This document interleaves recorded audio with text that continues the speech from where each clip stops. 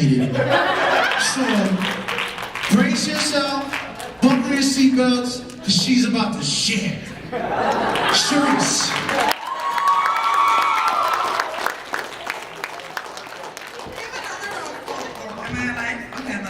I gotta hear myself sometimes, you know. But my name is Cherise. If you guys don't know me, I've been coming to New Hope.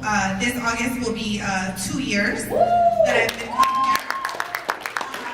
I'm currently on the missions ministry, and this is my first camp. So yeah, it was an amazing experience. It was more than I thought I would get from this camp. And so for starters, this is what happened. Okay, so we all meet at the church, and this is what Pastor Ken said. Whoa, how many days are you going to stay there for? I'm like, what do you mean? He's like, you're bringing 3 bags? I was like, Pastor Ken, you never know. So you know, we're in the van, and I'm on my phone, I'm taking pictures. By the time we get to print to use the restroom, I had like 3 pictures on Instagram of all of us, and so we go and we use the bathroom, and we come out, and Pua goes, it's your turn to go in the front and sit with Pastor Lisa. So I'm like, oh, okay. So I go and I sit, and we're talking, and next thing you know, we're in California. So we stop to eat. I'm like, oh my gosh, where's my phone? Seriously, where's my phone? So we look everywhere for my phone. We can't find it, right? So I'm like, oh my goodness gracious, I left it in the bathroom. I'm like, oh my goodness, what am I gonna do? So we call, and long story short, my phone's there.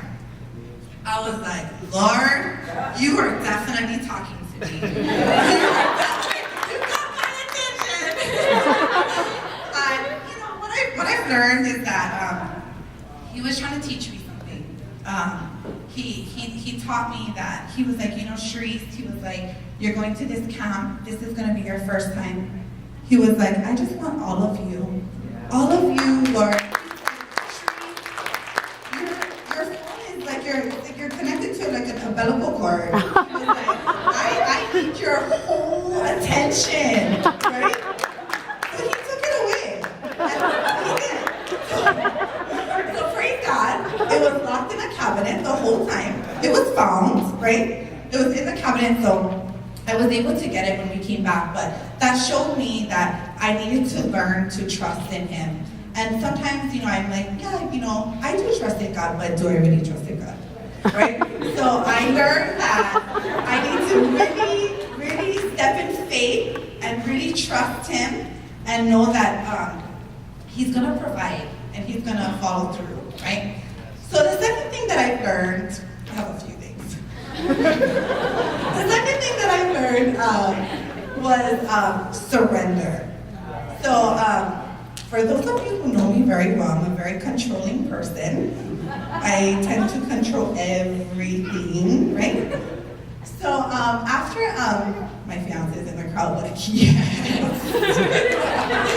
So we got done with our silent prayer walk that Pastor Lisa had us do, and we formed a circle and we began to pray for each other one by one, and she called us to the middle.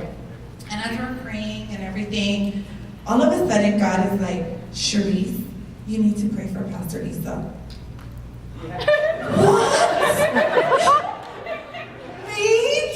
Pray for Pastor Lisa? I'm like, Lord, can we look for me? 1, 2, 3, 4. I'm like, why?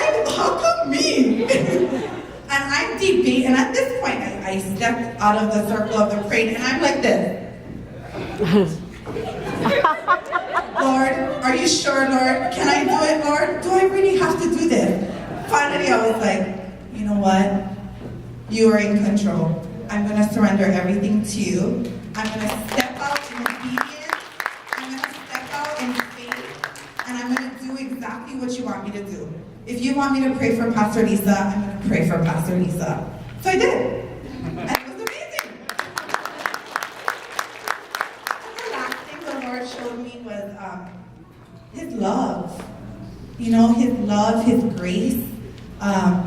Like Austin said, the last day, we were given the opportunity to go and hug the leaders. They split us up, so the boys went this way, the girls went this way, and one by one, we went up to the leaders and we hugged them. And I was the first one to go up and hug Kimberly. Do you remember, right? Yes. Okay. So I was the first one to go up and hug her, and the pastor said, be mindful because everyone has to have a hug, so you don't want to take too long. But they said, the leaders were they were the ones that were gonna let go. So when they're done hugging you, that's when it's over.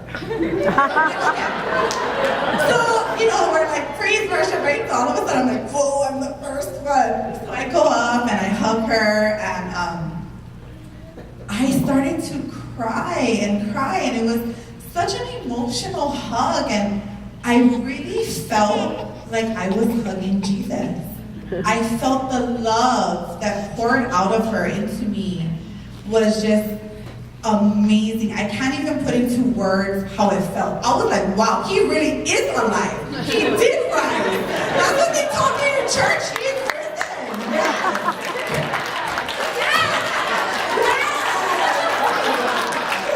I was like, wow, our hug was so long, and I was the first one. But if someone is here tonight, and if you're on the edge about taking a step of faith and really doing something different and really wanting to experience God on a more intimate level, I just want to encourage you. He did so much for me on this camp, and trust me when I say, if he can do it for me, he can do it for you guys too. So I encourage you to sign up for a camp. I'm going to women's camp tomorrow.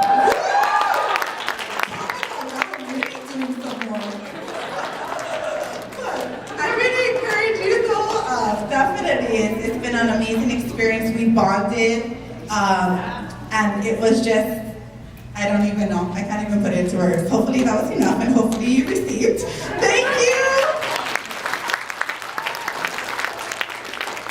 Amen. Animated.